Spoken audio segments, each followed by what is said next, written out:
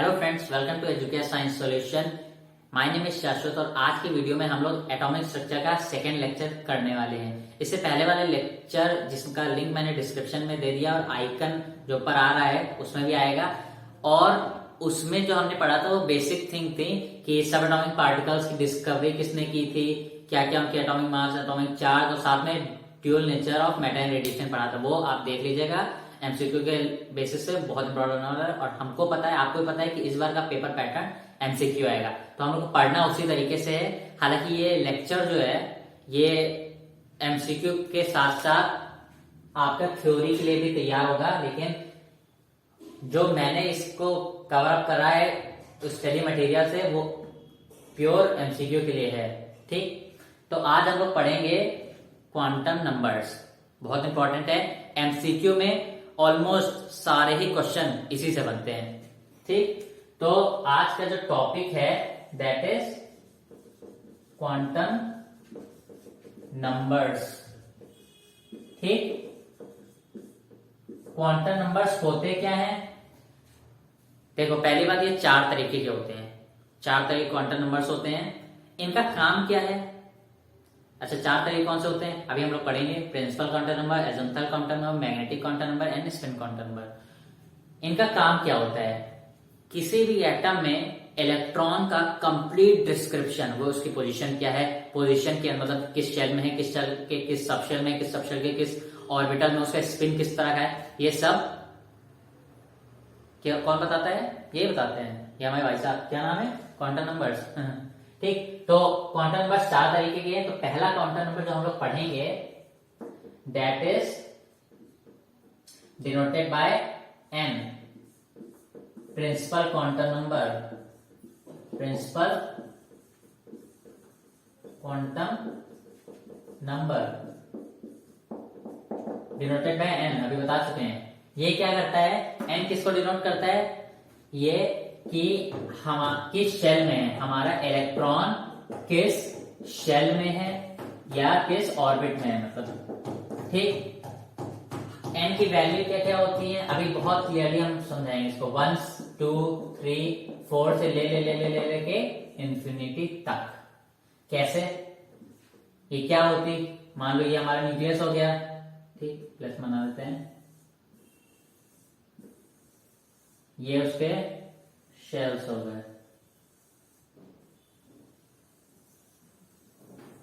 ठीक, तो ये हो गया K L M N O P Q, और भी बहुत होते हैं। देखो, बेसिकली एन अब तक जो फाइंड किए गए हैं वो 1 से लेकर 7 तक हैं। मतलब हम लोग 7 तक शेल अब तक फाइंड करते, जितना एलिमेंट मिला उसमें मैक्सिमम 7 तक शेल है। ठीक, लेकिन वो इंफिनिटी तक हो सकते हैं। तो ये या 1 2 3 की जगह हम लोग के एल एम एन ओ इस तरह से भी बता सकते हैं। आपको तो बताइए, के का मतलब एन जो कि 1 होगी वैल्यू, यहाँ 2 3 4 5 6 7 इस तरह से होगी। ठीक, अब ये कैसे बताएगा कि हमारा इलेक्ट्रॉन किस शेल में है? देखो, बहुत इसके लिए तरीका आसान है। या जैसे मान लो हमारा हो गया K L M N O P 1 2 3 4 5 6 Q. तो यहाँ 7 तक भी हमें फाइंड कर चुके हैं। तो एन की वैल्यू यहाँ पे क्या होगी? 1 2 3 4 5 6 7। ठीक, नंबर ऑफ इलेक्ट्रॉन्स कितने होंगे? नंबर ऑफ इलेक्ट्रॉन एक शेल में, इसके फॉर्मूला जो होता है 2n² होता है, याद रखना। किसी भी शेल में कितने नंबर ऑफ इलेक्ट्रॉन्स आ सकते हैं वो फॉर्मूला है 2n² का। एन यहाँ पे 1 है तो ओवरऑल 2, तो यहाँ पे 1 फर्स्ट शेल में 2 इलेक्ट्रॉन आएंगे। ठीक, दूसरे में कितने आएंगे? यहाँ 2 होगा तो 4 और 8 इलेक्ट्रॉन आएंगे। ठीक, 3 9 और 18 इलेक्ट्रॉन आएंगे। ऐसे ऐसे करके आप सारा पूरा चार्ट बना सकते हो। तो n क्या है? फिर से एक बार रिवाइज करो। n प्रिंसिपल क्वांटम नंबर है। ये क्या डिनोट करता है कि हमारा इलेक्ट्रॉन किस शेल में है, इलेक्ट्रॉन एटम के किस शेल में है।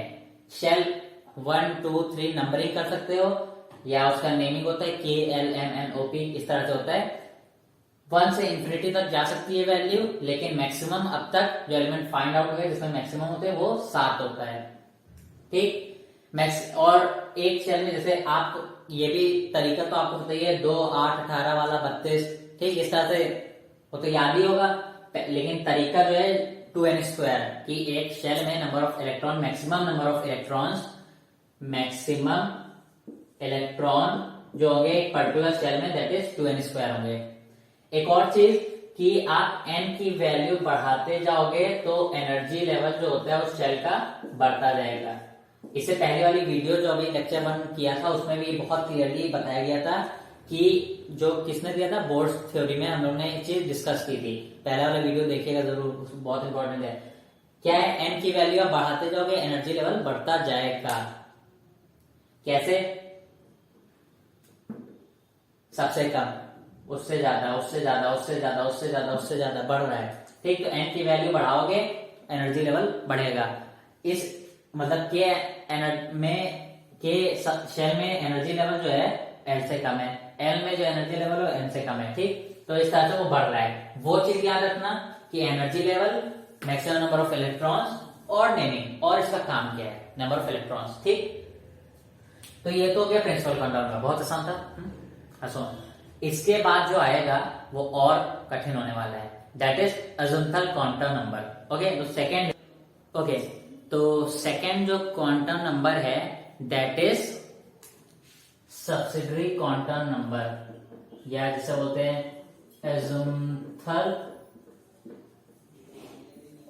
एज़ुमथल या फिर सब्सिडरी क्वांटम नंबर। ठीक, ये डिनोटेड होता है L से।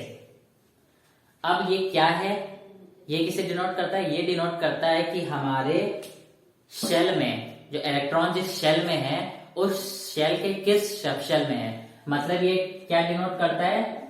Subshell of electron, electron shell के किस सबशेल में है। ठीक, मान लो, इसे समझने के लिए बहुत आसानी से समझेंगे। मान लो हमारी n की वैल्यू, n क्या, प्रिंसिपल क्वांटम नंबर, जो कि L की वैल्यू, n की वैल्यू मान लो 1 है एक बार, 2 है, 3 है, 4 है। ठीक, L की वैल्यू क्या होगी? 1 का मतलब एक वैल्यू, दैट इज वैल्यू जो है 0 है। 2 का मतलब दो वैल्यूज होंगी, 0 और 1। 3 का मतलब 0, 1, 2। 4 का मतलब 0, 1, 2, 3। ठीक, अभी समझने की कोशिश मत करो। 0, 1, 2, 3। 0 का मतलब होता है S सबशेल। ठीक, 1 का मतलब होता है P सबशेल। 2 का मतलब होता है D सबशेल। 3 का मतलब होता है F सबशेल। क्लियर? मान लो, देखो इस तरह है, तो यहाँ पे सबशेल कौन सा होगा वो देखते हैं। ठीक, n की वैल्यू 1 है, मतलब हमारे इलेक्ट्रॉन एटम में जो पहला शेल है ये K शेल। ठीक, इसमें L की वैल्यू अभी 0 आई, 0 का मतलब s ऑर्बिटल, तो इसमें 1s ऑर्बिटल मतलब सबशेल है, सॉरी एक सबशेल है that is 1s type.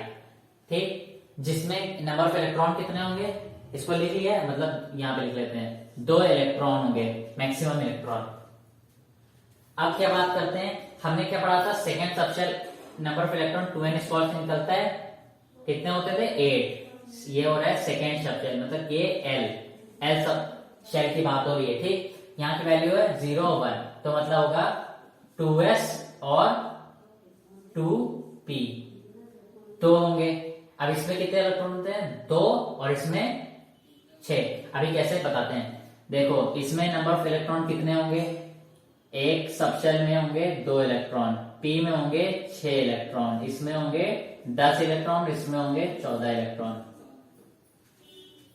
Formula नहीं बताऊंगा, ये याद कर लो। अब हर चीज के लिए फॉर्मूला नहीं आता है, ये सबको पता होता है भाई।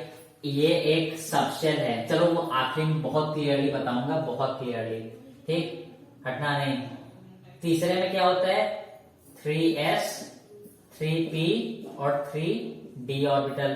4 में 4s 4p 4d और 4f ऑर्बिटल होगा। ठीक, इस तरह से वैल्यू होती हैं। क्लियर?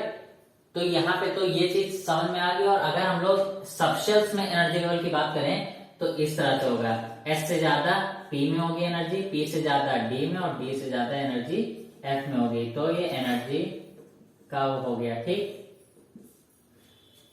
बहुत देखो, एक बार फिर रिवाइज करते हैं और बहुत ध्यान से समझो ये क्या चीज है। एजिमुथल सब्सिडरी, या इसको और नाम होता है एंगुलर मोमेंटम क्वांटम नंबर बोलते हैं। ठीक, L से डिनोट होता है इलेक्ट्रॉन का शेल के किस सबशेल में है वो पता लगाने के लिए होता है। M की वैल्यू अगर 1 है, मतलब प्रिंसिपल क्वांटम नंबर में M की वैल्यू 1 है, मतलब पहले सेल में है, तो उसकी वैल्यू L की वैल्यू 0 होगी। 0 का मतलब एक s ऑर्बिटल होगा, क्योंकि ये 0 1 2 3 की जो वैल्यूज हैं L की, ये वैल्यूज कितनी हैं, L की वैल्यूज हैं, N की नहीं। N में 0 होता ही नहीं है। ठीक, तो L की वैल्यूज हैं। 0 का मतलब S सबशेल, 1 का मतलब P सबशेल, 2 का मतलब D सबशेल, 3 का मतलब F सबशेल।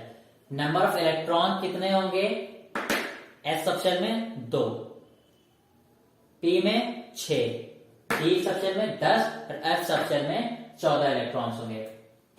ठीक, कितने इलेक्ट्रॉन्स होंगे इसमें। एनर्जी लेवल की बात कर लो, ये हो गया।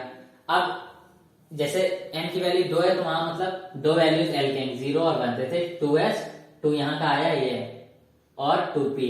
ठीक, समझ गए? अब हम लोग जो बात करेंगे third quantum number, that is magnetic quantum number. वो क्या होता है, सबशेल के किस ऑर्बिटल में है। आखिरी में जब चारों क्वांटम नंबर बताऊंगा तब फुल्ली एक्सप्लेन करेंगे। ठीक, तो नेक्स्ट जो आ रहा है दैट इज थर्ड जो आएगा magnetic quantum number. Okay, third आता है मैग्नेटिक क्वांटम नंबर। तो मैग्नेटिक क्वांटम नंबर ये थर्ड है। ठीक, इसे डिनोट करते हैं m से, स्मॉल m। अब ये क्या होता है, देखो पहले अब तक हमने क्या पढ़ा कि एक शेल में एक से ज्यादा सबशेल्स हो सकते हैं, एक या एक से ज्यादा हो सकते हैं, क्योंकि n में तो एक ही होता है, s सबशेल एक ही होता है। ठीक, अब हर एक सबशेल में एक से ज्यादा 1 और मोर ऑर्बिटल्स हो सकते हैं। ठीक, ऑर्बिटल्स की हमारे इलेक्ट्रॉन सबशेल के किस ऑर्बिटल में है ये डिनोट होगा m से, मैग्नेटिक क्वांटम नंबर से। ठीक, एक और चीज जो आपको याद रखनी है कि मान लो सबशेल तक तो ठीक था, पता चल गया। अब ये कैसे पता चला कि ऑर्बिटल्स भी होते हैं। मान लो हमारी एक स्पेक्ट्रल लाइन है। ठीक, जब वो पास करेगी मैग्नेटिक फील्ड, ये क्या है, एक मैग्नेटिक फील्ड है हमारी एक स्पेक्ट्रल लाइन, हमारी एक स्पेक्ट्रल लाइन जाएगी, मैग्नेटिक फील्ड से पास करेगी और नंबर ऑफ स्पेक्ट्रल लाइंस में डिवाइड हो जाएगी। तो इसे बोलेंगे नंबर ऑफ, ये क्या है, नंबर ऑफ स्पेक्ट्रल लाइंस है, तो इसे बोलेंगे हम लोग ज़ीमैन इफेक्ट। ठीक, और अगर इसी जगह ये मैग्नेटिक फील्ड की जगह यहाँ पे होता, ये चीज सेम पास हो रही है इलेक्ट्रिक फील्ड से। ठीक, और नंबर ऑफ लाइंस में डिवाइड हो गई तो इसे बोलते हैं स्टार ट्रैक। क्या होता है, मान लो ये इलेक्ट्रिक या मैग्नेटिक फील्ड नहीं है, स्पेक्ट्रल ऐसे ही जा रही है। ठीक, तो डिवाइड नहीं होगी, ऐसे निकल जाएगी। मतलब हमारे जो ऑर्बिटल्स हैं, ऑर्बिटल जो है वो है डीजेनरेट। भाई ऑर्बिटल्स में क्या होगा, वो है तो हमारे शेल का पार्ट है, मतलब उसमें मेन जो होता है एनर्जी डिस्ट्रीब्यूशन यहाँ पे होता है। जब हम लोग कहते हैं कि शेल में एनर्जी होती है, वो मेन एनर्जी यहाँ पे होती है। डीजेनरेट होने का मतलब है कि मान लो ऑर्बिटल है, उसमें सब में बराबर की एनर्जी है। जब मैग्नेटिक या इलेक्ट्रिक फील्ड नहीं है तो एक ऑर्बिटल ले लो, उसके हर एक पार्ट में बराबर एनर्जी है, तो ऐसे ही रहेगा। और जब मैग्नेटिक इलेक्ट्रिक फील्ड से पास कर दोगे तो उनमें एनर्जी गैप्स बन जाएंगे कि किसी में ज्यादा किसी में कम। ठीक, तो इसी को बोलते हैं ये जीमन इफेक्ट, स्टार्क इफेक्ट समझ गए कि स्पेक्ट्रल लाइन जब जाएगी और मैग्नेटिक या इलेक्ट्रिक फील्ड से पास होगी तो वो नंबर ऑफ स्पेक्ट्रल लाइंस में डिवाइड होगी, that is Zeeman and Stark effect respectively. And जो चीज है कि हमारे अगर एब्सेंस होगा इलेक्ट्रिक या मैग्नेटिक फील्ड का तो ऑर्बिटल डीजेनरेट होंगे, मतलब एनर्जी का इक्वल डिस्ट्रीब्यूशन हो जाएगा हमारे ऑर्बिटल में। क्लियर? तो जो चीज अभी हम लोग को पढ़नी है दैट इज एम और मैग्नेटिक क्वांटम नंबर, ये एल से रिलेटेड है भाई, क्योंकि वो सबशेल का पार्ट है ना ऑर्बिटल। तो अभी हम लोग देखते हैं कैसे होगा, इसकी समझते हैं। तो एम का जो फॉर्मूला है वो है 12 प्लस 1 का। क्लियर? मान लो ये हमारा एल हो गया, ये हमारा एम हो गया। एल की वैल्यू है 0, तो 0 और ये एम की वैल्यू होगी 1, दैट इज 0। वैल्यू एल है हमारा 1, 12 प्लस 1 तो एम की वैल्यू होगी 3। ये वैल्यू 3 होगी तो उसकी जो वैल्यूज होंगी -1, 0 और +1 होगी। एल हो गया हमारा 2, 2 2 4 1 5, तो यहाँ पे 5 जो होगा वो किस तरह डिस्ट्रीब्यूट होगा, ये हो गया -2 -1 0 +1 +2। 3 हो गया तो क्या हो गया, 3 ये हो गया 7, तो क्या होगा -3 -2 -1 0 +1 +2 +3। इस तरह से ये हमारी m की वैल्यूज आ रही हैं। देखो कैसे शेप क्या होता है, मान लो आपको तो पता ही है कि शेल क्या होता है, ये हो गया शेल। बहुत स्टार्टिंग से समझते हैं, हमारे पहले शेल की बात करते हैं, या पहले में तो कुछ, चलिए पहले की बात करते हैं। N1 है तो वहां पे L की वैल्यू क्या आएगी, L की वैल्यू क्या आएगी, हमने क्या था n-1 था, या फिर जैसे 1 है तो यहाँ पहली वैल्यू जो आएगी 0 आएगी, मतलब 1s। 1s हुआ, ये क्या है 1s सब शेल हो गया। अब m की वैल्यू इसमें क्या आ रही है, 0 आ रही है। ठीक, 0 का मतलब है, अब यहां पे भी वो 0 का मतलब क्या है, क्या कहां से होगा, 0 का मतलब है s, लेकिन s ऑर्बिटल, 1 का मतलब है p ऑर्बिटल, ठीक, 2 का मतलब है d ऑर्बिटल,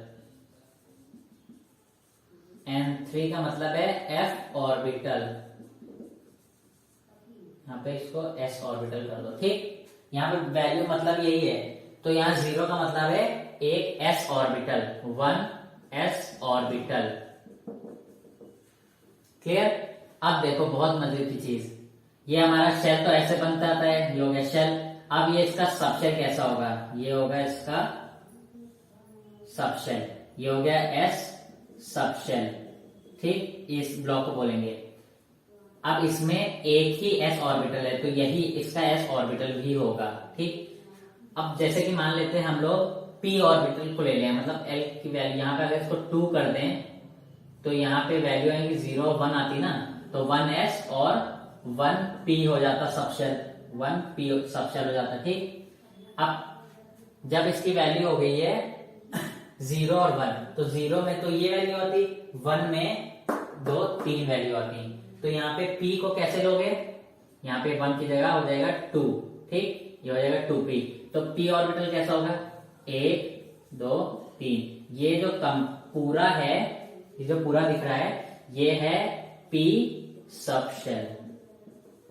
ठीक, और ये जो इसके पर्टिकुलर हैं ये हैं इसके, यहाँ पे 2p है तो ये हो जाएगा इसके 2p ऑर्बिटल्स, मतलब ये एक ऑर्बिटल हो गया, ये एक ऑर्बिटल हो गया, ये एक ऑर्बिटल हो गया। अब बात करते हैं डी की, डी में 5 होते हैं, तो अगर डी का शेप बनाओगे 1 2 3 4 5, ये तो हो गया पूरा डी सबशेल। ठीक, और ये उसके एक एक ऑर्बिटल हो गए। ठीक, एफ में बात करते हैं तो एफ में 7 होते हैं, 1 2 3 4 5 6 7, इस तरह से हो जाएगा, ये हो गया एफ सबशेल। ठीक, तो ये जो हो गया कॉन्सेप्ट मैग्नेटिक क्वांटम नंबर का।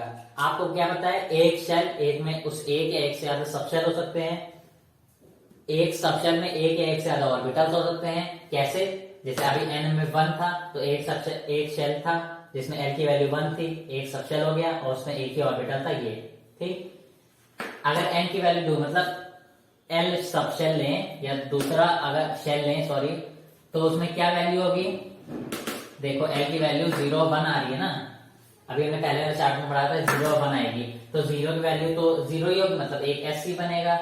तो यहाँ पे अगर हम लोग ओवरऑल इसका लें तो इस तरह होगा, एक 2s सब शेल जिसमें एक ही ऑर्बिटल होगा और एक 2p ऑर्बिटल। तो ये कंपैरेटिवली जो होगा ये होगा हमारा सेकेंड शेल का, मतलब एल सब शेल का होगा, ठीक। तो एल शेल में क्या होगा, ये होगा ये। अब क्या होगा कि इसमें 2 इलेक्ट्रॉन्स फिल होते हैं, इसीलिए हमने क्या कहा था कि एक शेल में नंबर ऑफ इलेक्ट्रॉन 2n² होता है ना, तो दूसरे में 8 हो रहे थे। 8 कैसे हो रहे थे, 2 इसके और 6 इसके, हो गए ना 8। और अभी इससे पहले वाले में भी जब हमने s p d f की वैल्यूज की थी कि इसमें मैक्सिमम 2 इलेक्ट्रॉन, इसमें 6, इसमें 10, इसमें 14 होंगे, तो कैसे होंगे, 7 होते हैं भाई, तो सब में 2 2 14, इसमें d में 5 होते हैं तो 5 का 2 10, p में 3 होते हैं उसका 6 हो गया, ठीक।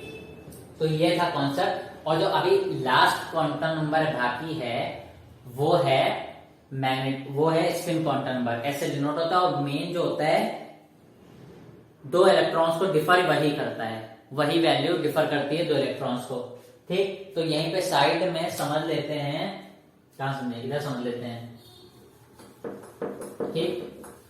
इधर समझ लेते हैं हमारा चौथा जो है जो क्वांटम नंबर है that is spin quantum number, ये डिनोट होता है s से।